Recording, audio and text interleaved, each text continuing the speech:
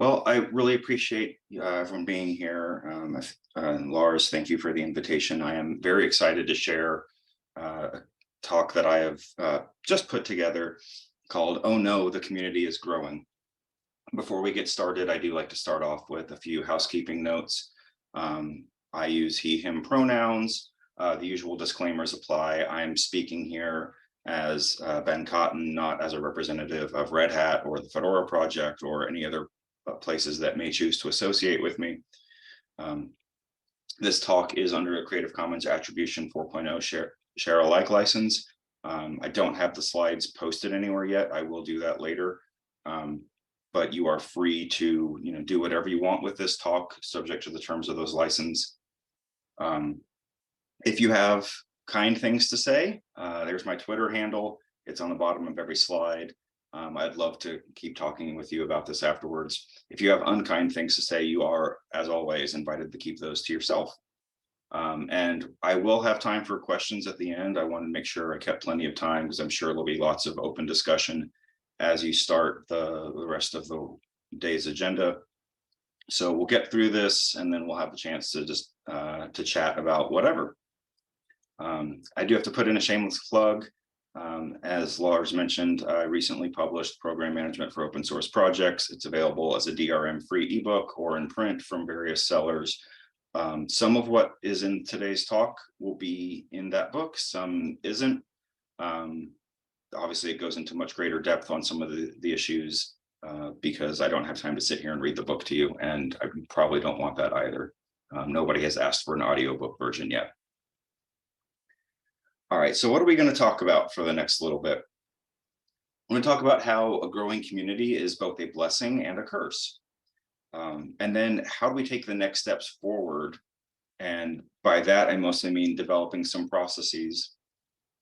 I see on the agenda that you have some spaces already reserved for talking about that. So I'm going to give you a couple of ideas of where I think you should start.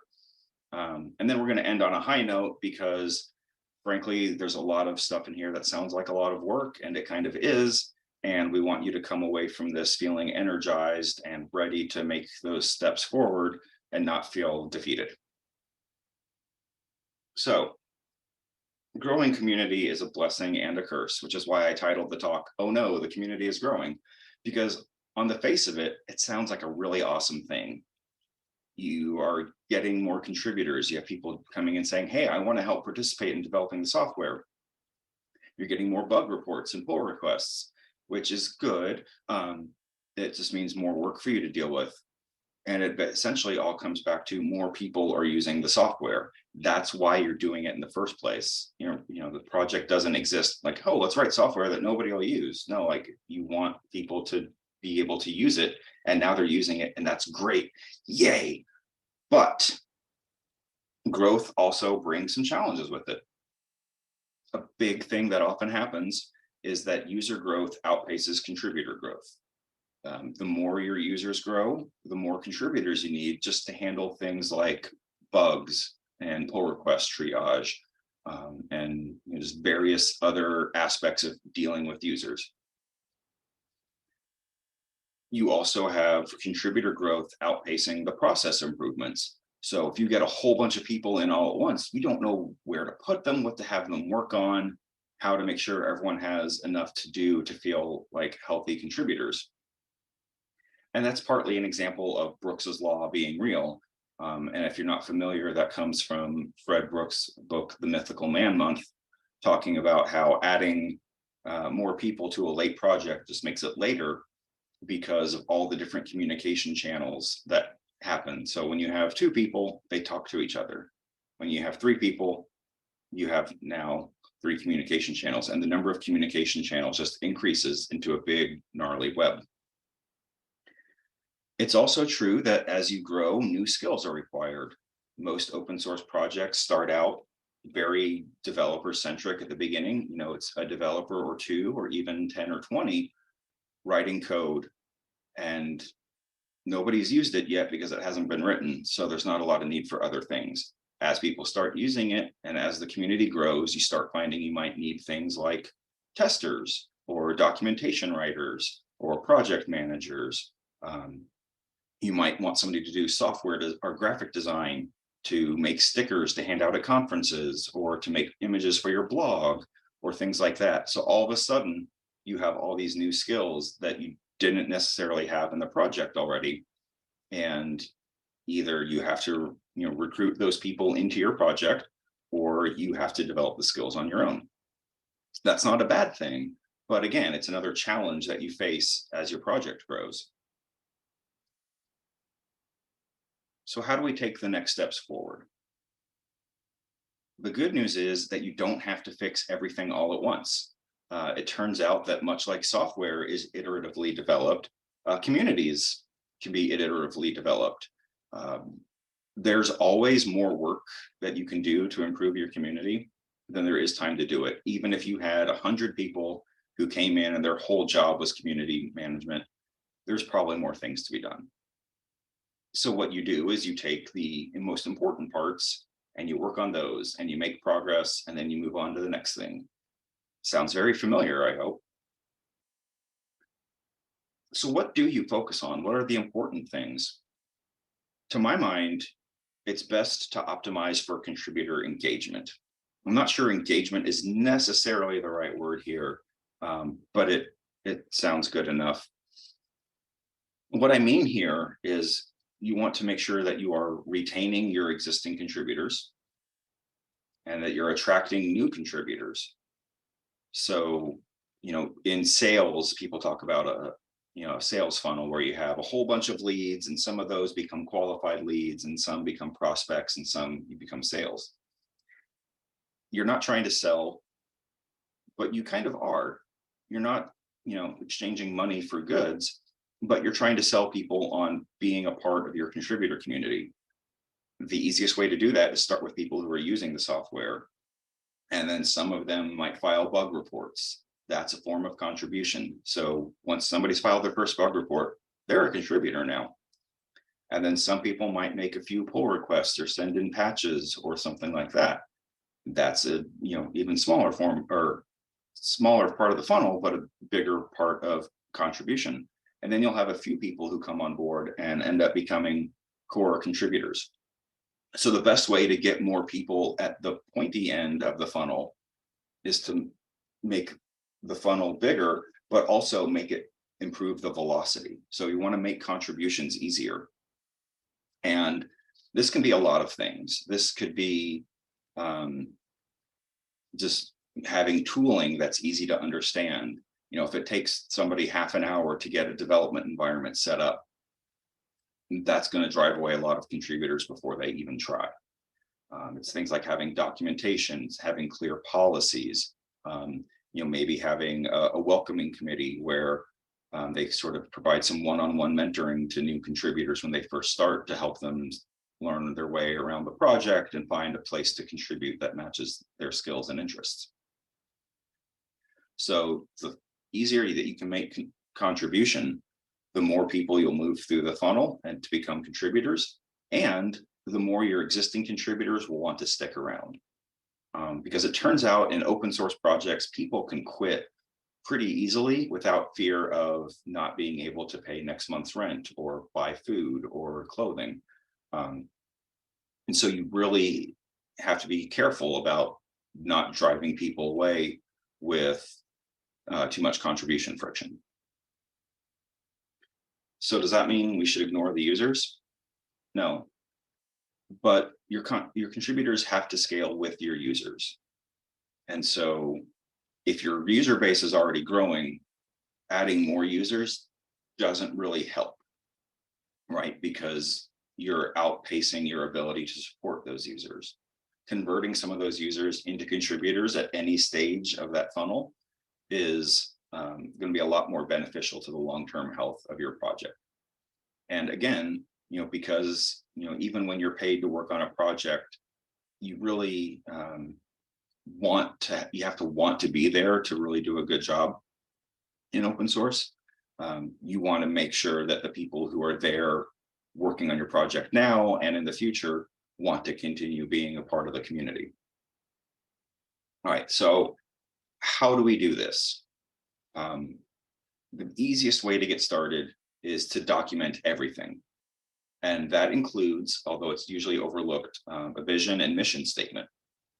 Your vision statement is sort of the world that you want to see 5, 10, 100 years down the line. It's very you know, encouraging and inspiring, and it's, the ultimate dream.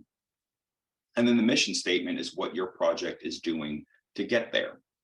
And if you've gone through this sort of exercise in a corporate environment or something, it feels pretty silly a lot of times, and you're just like, just let me get back to work. But a well-crafted vision and mission statement that you can share with people really helps explain what it is that your community is about, what it is you're trying to achieve, and it helps give you a context for when you make decisions down the road about future choices in the community or in the software, or what technologies you'll incorporate. This gives you a way to evaluate those decisions. Is it consistent with our vision and our mission? You also want to document how to get started. And this is actually, I think, one of the harder things to document, because the people writing the documentation have already gotten started, and there's always just so much that you already know that you assume everyone else knows.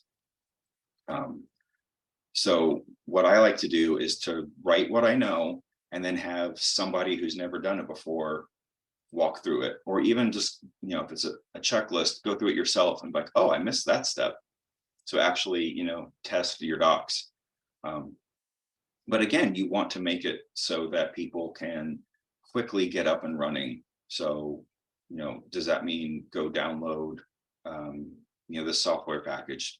All right, cool. Make sure you have all those steps laid out so that people know what they need.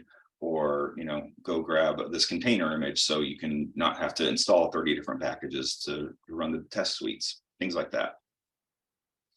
I like to say you should document where to find the metaphorical bathrooms. When you start a new job in an office or you go to a new school or something, one of the first things you want to know is, where's the restroom? You don't necessarily need to use it right away, but you just, there are things like that. Where's the cafeteria? Where are the fire exits? Those kinds of things you just want to know as a matter of course. And in open source communities, you know that too. Where is the build system? How does it work? Even if you're not actually going to be the one building any artifacts, it's helpful to know that context. Who's the go-to person for this task? How do you get an email alias set up? All those sorts of things. The most overlooked part of documenting everything, though, is including the why and not just the how. Including the why is helpful not only for people that might join your project later, but it's also really helpful for you 6 months or 5 years from now when you look back and say, this doesn't seem like a good setup. Why did we do it that way? And then you look and say, oh, yes, we did it because we couldn't make math do the thing we wanted it to do at the time. Having that historical context, especially as people enter and leave the project, but even as you've done other things for the last few years and you've forgotten all the details, that's really helpful. One thing I didn't put on this slide that documentation often falls short on is being discoverable. If you're always having to go to Google to find things in your docs, that's a problem. I've thought one of the most underutilized skills in open source projects is having an open source librarian who just comes in and helps catalog all the documentation you have and organize it in a way that it's easy to find, not necessarily to search for, but go to this menu and this menu and this menu, and then you found exactly what you're looking for. I'm not aware of many major open source projects that actually have somebody doing library science on their documentation. I wish everyone did, because that would make everyone's lives a lot easier. All right. So we've documented everything, and now it's time to develop some processes. And I know there's some ideas already on the agenda. I have a couple where I think are good starting points. You're welcome to disagree with me because this is your project. But The important thing to keep in mind is that you don't want to have more process than is necessary. At some point, you have to have some process because it's not really about exerting control over others, but it's about having predictability for everyone. That's really the ultimate point. Um, I've been told that sociological research has found that humans naturally develop bureaucracy at about 100, the size of 100 people. I think that number might actually be a little high for open source projects, just because of the complexity of the interactions. But there's definitely a point where a single developer can do whatever they want. They don't need any process. If they do something differently the next time, oh well, because it's just them, whatever. But the more people you start working with, the more you think you need things to be predictable. And the larger you get, the more process you'll need.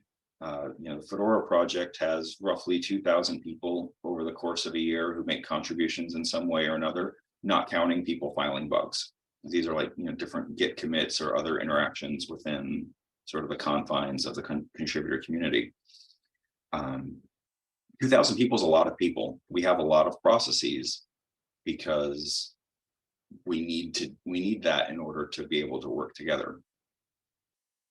So one of the processes I think is helpful to have early on is a feature planning process. The goals here are to communicate, to collaborate, to coordinate. It's not about gatekeeping. It's not about saying, we don't like you, so you're not going to get to make your feature in the software. At its very simplest, a feature planning process is just sending an email to the list saying, hey, this is what I'm going to work on, just so that people are aware of it. A more mature process has a few stages, which we'll go into detail here in a moment. There's a proposal stage, a comment stage, an approval stage, and an all-important follow-up stage. In the proposal stage, you write down what you're going to do. Usually you might have some sort of template that people fill in. It can be pretty simple. I'll have a link to Fedora's process in a little bit. Fedora has many more forms, but they all basically fill into these questions. What are you going to do? How does it benefit the project? Which is basically like, why should this be where we're spending our time? Who is impacted and how? And this could be other developers. So, are you changing something that other developers will then have to work on? Will it affect your users or downstreams, Linux distributions who package the software, or people who might make use of libraries in a different application? If you have release engineering, are they impacted? Are you now producing container images where you weren't before? Or are you producing your own RPM and deb packages, things like that? So basically just what do people have to do in order to accommodate this feature you're working on? And then importantly, what's the contingency plan? What do you do when it's incomplete or it blows up horribly? This could be something like, well, it's, we'll disable the flag at compile time, so the code will be there, but code path will never be touched. Cool. Or it might be, well, we have to delay the release until we get it working because it's so core to what we're shipping. In the comment and approval stage, this is sort of the fundamental open source ideal, right? You put it out on the mailing list or in the forum or as a issue on the repo, however your project communicates these sorts of things. And other contributors and users and random passersby who happen to see it posted on Foronix or Linux Weekly News or something like that, they come in and they offer their opinion. Everyone gets a voice. This is really helpful because sometimes what you think is a good idea, people have real concerns with. A few years ago, the Fedora project leader proposed a change to how Fedora's update mechanism works. That would basically generate a unique ID and send that when it checks for updated software. And so then we could just get an approximate count of how many people run Fedora Linux or how many machines are running Fedora Linux. Because it turns out that's a really hard thing to quantify, especially if you don't want to have telemetry. And people were concerned by this. Like, well, yeah, it's a unique ID, but it's possible that, if somebody had the logs and they could figure out who that ID was and then figure out who it belongs to. And honestly, I don't think it was a practical concern, but it made people nervous. They said, what if we did it another way instead? And so now what we ended up implementing is basically just the URL contains a flag that says count me, and it gets counted. So there's not that unique identifier. It just increments a number on the on the server side when it checks for updates. So people felt a lot more comfortable with that. The community had an opportunity to provide an input and make the feature better. On the other hand, not everyone gets a vote. Open source projects, as much as we like to think they're, a meritocracy and everyone's input matters, yes, but also they're not a direct democracy, because direct democracy is really messy. You want to have some predefined way of approving the features. And again, this should mostly be, as long as it looks reasonable, approve it. It's not a rubber stamp, but it's also not an arduous process. You're not defending your PhD thesis here. It's basically, does this conflict with other things? Is this in line with our project's goals? The way we do it in Fedora is we have an engineering steering committee, 9 people entirely elected by community contributors, and they vote on all the change proposals.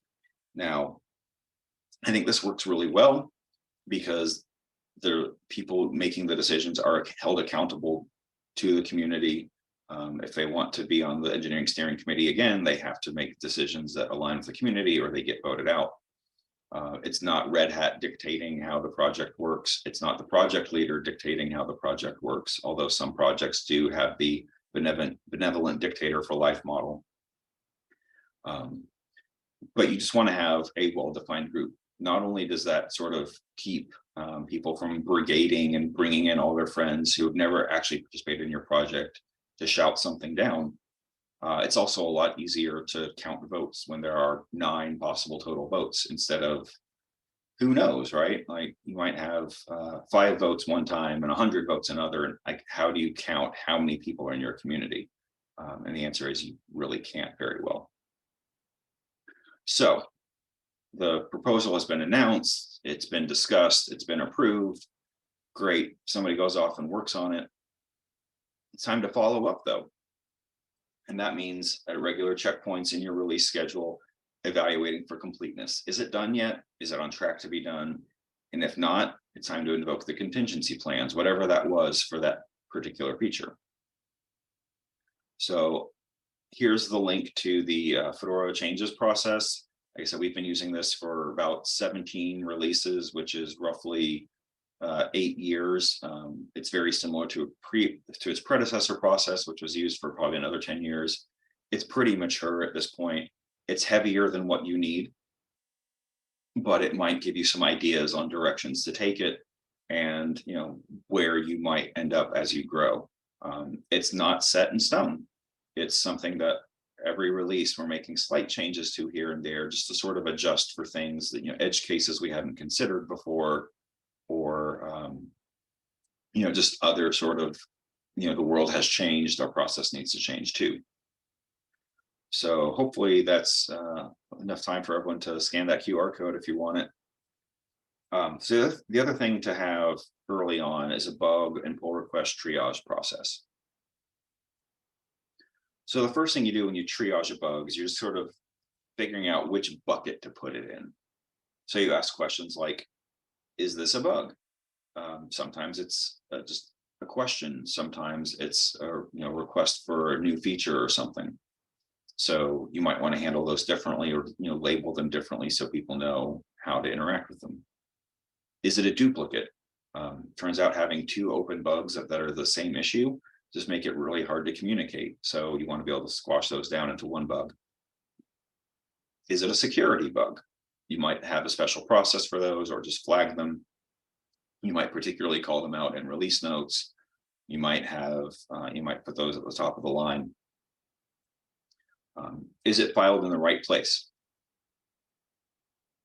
If you have an application written in Python, for example, is the bug actually in Python? Is it in a Python library that you're using, or is it in your application? Sometimes, it's not actually your bug, it's upstream, it's a bug somewhere upstream, but the user doesn't necessarily know that. So they're going to go to you because that's how they experience the bug. And of course, is it reproducible? Like that's a very important part of being able to troubleshoot, because obviously if you can't reproduce it, how do you know you fixed it? And so if it's not reproducible, you might go back to the person who reported it and say, hey, how did you trigger this? We can't make it work. Can you give us some step-by-step, what are the conditions it happened on, sort of thing? And to the next point, like, does it say what happened? There's a lot of discussion sometimes about like what is truly a bug, but in reality, it's when the user expects one thing and the actual behavior is something else. Anytime there's a mismatch, that's a bug of some sort. Could be a bug in the documentation, but it's still a bug. So saying what actually happened is very helpful. Again, if that's missing, you go back to the person and say, hey, we need some more information. This is a process that can often be done by relatively new contributors. It doesn't really need a ton of deep knowledge about how the project works, or how the code is laid out. It's some very, very surface questions generally. So this can be a way to help get new people involved and get them more familiar with the community. It's a way for people who are somewhat technical but not maybe developer level to make a contribution. After you've triaged bugs, you want to prioritize them. And what I like to do is basically this is sort of a checklist. The sooner you answer yes to one of these questions, the higher the priority of the bug. So can physical harm result? And you might say, well, this is software. What physical harm could result? Well, sometimes software is connected to hardware and it can move things around or draw too much electricity. Or maybe the software is a database that stores code of conduct reports or harassment reports, where that information getting out could present real world harm to the reporter. The next question is, does it cause data loss or corruption? It turns out people really don't like when you lose their data. That's about just the best way to get somebody to not use your software anymore. Especially in maybe like a research data management kind of software. It's kind of the whole point, right? So anything that causes data loss or corruption is going to be a really high priority. So, if it permits unauthorized access. So, if I can get in with this bug and get data that I'm not supposed to, maybe it's personally identifiable information, credit card information, things like that. That's bad. Does it reduce accessibility? Open source software as a whole is generally really bad at accommodating disabled users. And anything that we do to make it that worse is something we should fix pretty quickly. And then the second half of the questions, so anything in the first half I would call a high priority. The second half is like a medium priority. Is the default configuration affected? And the reason you ask that question is because most people aren't going to change the defaults, or at least not much. So if the default is affected, let's say 80% of your user base is going to hit this bug. If it's not, then you're going to have a much smaller impact. And so that might mean that you deprioritize it a little bit. Is there a reasonable workaround? So, if you click refresh and then click save and it saves, all right, you can document that it's not great, but it works.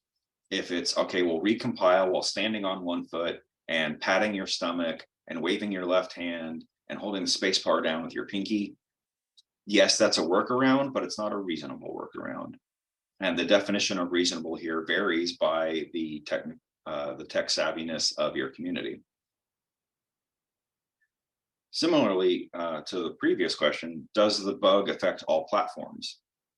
If it only shows up on Windows 3.1, it's not a big deal. If it shows up on all architectures and all OSs, that again increases the size of people who are impacted. And the last question is, does it embarrass you? And answering yes to any of the questions above can be pretty embarrassing. But this is more of a trivial embarrassment, like, oops, did we spell the name of the project wrong on one of the menus? Or, you know, did we leave in some, stray HTML character somewhere? These are just the sort of things that just give a bad first impression, especially if, a tech reviewer is writing an article about your new release and something that they might point out. So you want to prioritize that a little bit. If you get to the end of the list and you're still answering no, then it's a low priority bug, and that's awesome. So we'll talk about triaging pull requests real quick. It's basically everything you did before with the bugs, plus also you check for things like conformity to style. If you have automated tests, are they passing? If the project requires a sign off, like the signed off by for the DCO, if you have a contributor license agreement, whatever sort of legal, or copyright frameworks that you have in place, does it conform to that? And the other two questions are a little more maybe non-obvious all the time.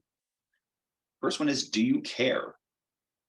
And you're like, well, of course we care, but you don't always. Like, if you're fixing a really low priority bug in a version of the software that you haven't supported in a year, you know what, we're not going to bother with this, trying to help you get this merge request right. Here are some other things you can work on. More importantly is, will you maintain it? If I called up a pizza delivery place and sent pizza to your house right now, you'd be under no obligation to eat it.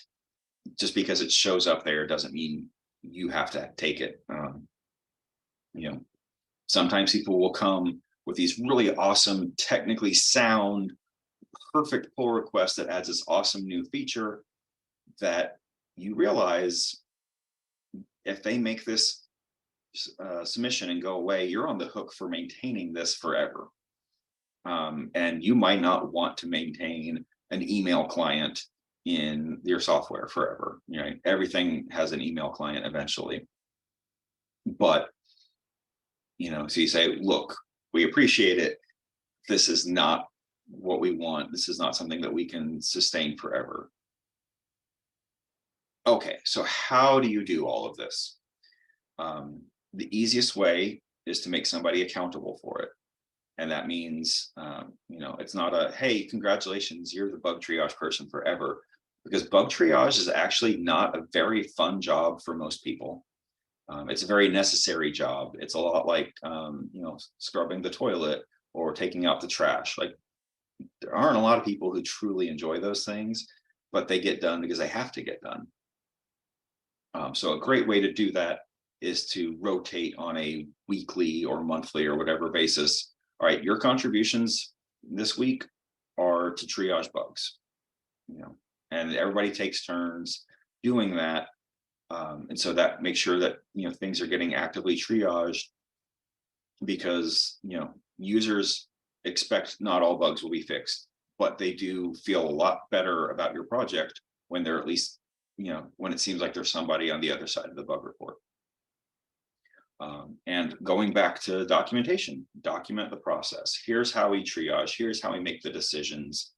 Here's how we decide what to do with things once we've made these certain decisions. And the last thing I'll say about triage is, you don't want to fixate on scores.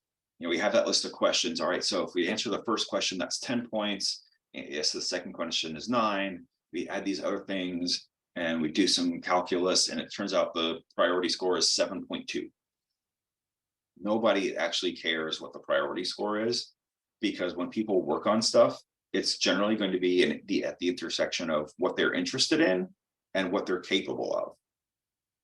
And so it doesn't matter if the bug is the highest priority on the number scale you have, they're not going to work on it if they can't, or if they don't want to. So, buckets are generally the way to go: low priority, medium priority, high priority. Anytime you start putting specific numbers on bugs like that, you're essentially lying to yourself and to your community.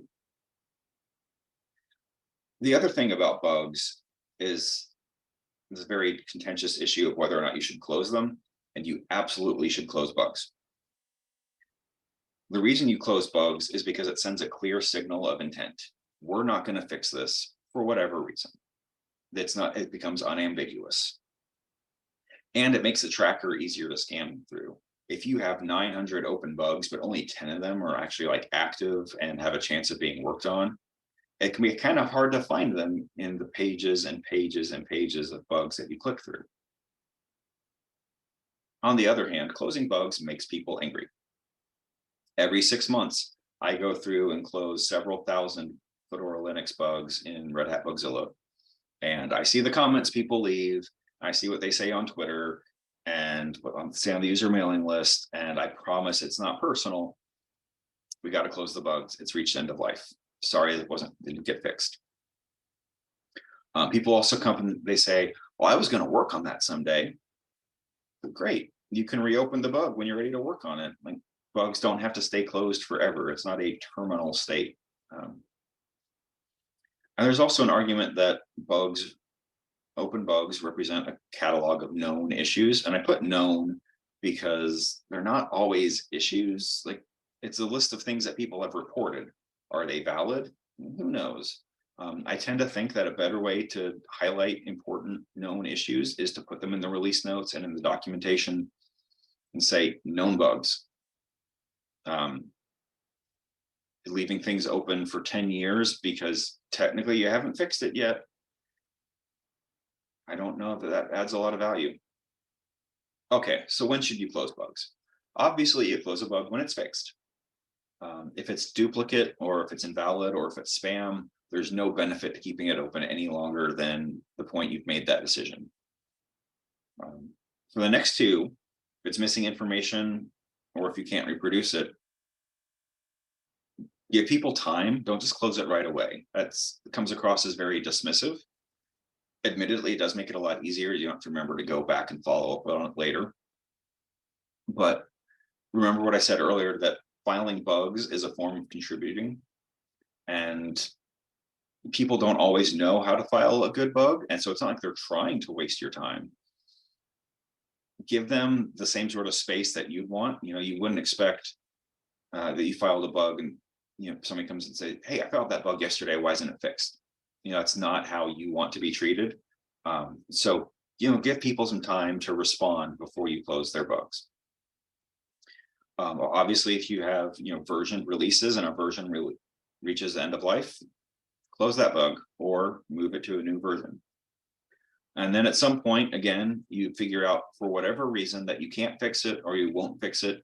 Now's the time to close it. So how do you close the bugs? The most important thing is to set the policy and communicate it ahead of time. You can't just make it up like, oh, well, we decided we don't like these kind of bugs. We're just going to close them all today. Again, it's about predictability. People don't want to be unpleasantly surprised. When you close the bug, explain why. Is it because there's a lack of information? Is it because it's reached end of life? And say, if you want to reopen it, here's what you need to do. Tell us how to reproduce it. Change the version to a supported version. Whatever. And, ignore the complaints. The more and more your community grows, the bigger your user base is, the more likely that you're going to have some people who like to go around saying unkind things on the internet as part of your user base.